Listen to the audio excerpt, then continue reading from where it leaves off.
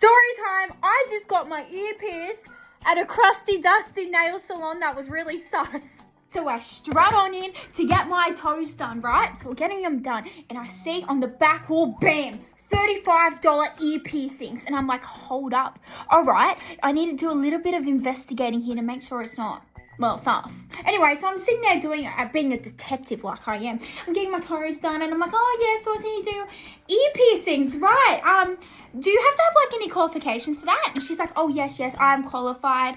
And I'm like, oh cool, how long have you done it for? She's like, oh, I've done it for 5 years. And I'm like, oh yeah, that's nice. Then I continue to say, so do many people come and get it done in here? And she's like, oh yes, so many kids come in. And then I thought to myself, okay, if a parent's willing to let their child come in here to get their ear pierced, it can't be that bad. So then I asked, do you use a needle or do you use a gun? She's like, oh, we use a gun. And I'm like, oh, so you only do lobe piercing? She's like, oh, no. We do everywhere on the ear. No matter where you want it, we can do it with the gun.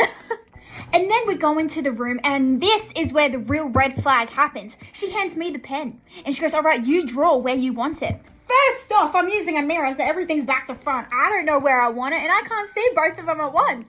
Anyway, so I hand her the pen and she takes the pen and she dots it. I'm like, oh, okay, maybe like a little bit lower, not so close. So what she does, she rubs it out with her finger, does a new dot, and I'm like, no, maybe a little bit lower.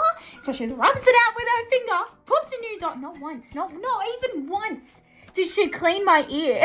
And then bam, she goes in with that gun. She puts it up, lines it up, goes 1, 2, 3. Not gonna lie, they're a little bit uneven, but it's fine because I'm gonna put a hoop in anyways. But I go to Thailand in 9 days. Was this a bad idea? Because like, I don't want to get sick in Thailand and then like be really sick from like an infection or whatever. But you betcha, the first thing I did when I got home was spray it with that damn aftercare to get all the nasty germs out that she never thought to get rid of.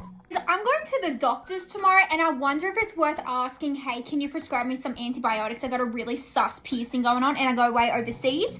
Is it worth even me bringing antibiotics just in case? So yes, that's my story time. Pray for me, pray for my sanity and pray for my ears.